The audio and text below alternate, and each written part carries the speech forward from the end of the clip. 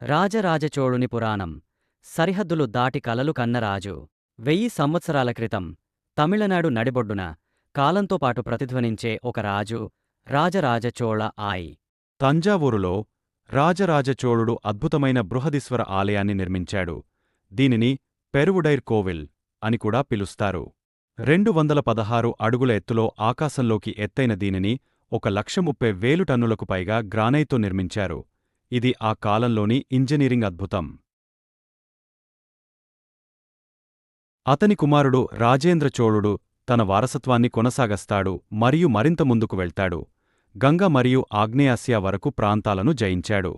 కాని రాజరాజే తన దృష్టి, బలం మరియు జ్ఞానంతో పునాది వేశాడు. అతను ఇప్పటికీ ఎందుకు ముఖ్యమైనవాడు.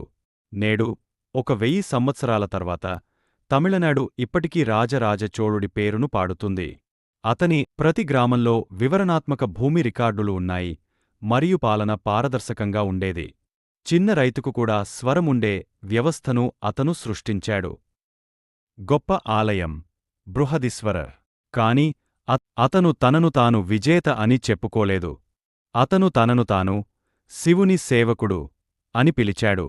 అందుకే అతని వారసత్వం కేవలం రాతితో చెక్కబడలేదు. అది ఇది కేవలం ఒక ఆలయం కాదు. ఇది తమిళ గర్వం, దైవిక భక్తి మరియు సామ్రాజ్య శక్తికి చిహ్నం. దాని గోడలపై అతను ఆలయ కార్మికులు, నృత్యకారులు మరియు దాతల పేర్లను చెక్కాడు. కులం లేదా హోదాతో సంబంధం లేకుండా ప్రతిదాత పట్ల తన గౌరవాన్ని చూపిస్తాడు. కాని అతని ఆశయాలు సముద్రం దాటి విస్తరించాయి. అజేయమైన నౌకాదళంతో అతను శ్రీలంకను జయించడానికి తన దళాలను పంపాడు. అక్కడ చోళులు దశాబ్దాలుగా నియంత్రణను స్థాపించారు. అక్కడితో ఆగకుండా అతను మాల్దీవులు మరియు ఆగ్నేయాసియాకు ఓడలను పంపాడు.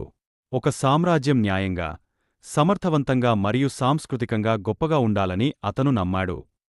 అతను పరిపాలనను సంస్కరించాడు, సామ్రాజ్యాన్ని మండలాలు అని పిలువబడే జిల్లాలుగా విభజించాడు మరియు పన్నులు న్యాయంగా వసూలు చేయబడేలా చూసుకున్నాడు. నేటికీ శాస్త్రవేత్తలు మరియు వాస్తుశిల్పులు కేవలం 7 సంవత్సరాలలో ఎటువంటి ఆధునిక యంత్రాలు లేకుండా ప్రతి గ్రామంలో వివరణాత్మక భూమి రికార్డులు ఉన్నాయి మరియు పాలన పారదర్శకంగా ఉండేది.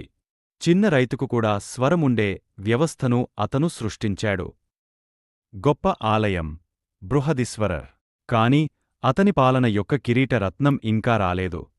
ఇది కేవలం ఒక ఆలయం కాదు. ఇది తమిళ గర్వం, దైవిక భక్తి మరియు సామ్రాజ్య శక్తికి చిహ్నం. దాని గోడలపై అతను ఆలయ కార్మికులు, నృత్యకారులు మరియు దాతల పేర్లను చెక్కాడు. కులం లేదా హోదాతో సంబంధం లేకుండా ప్రతిదాత పట్ల తన గౌరవాన్ని చూపిస్తాడు.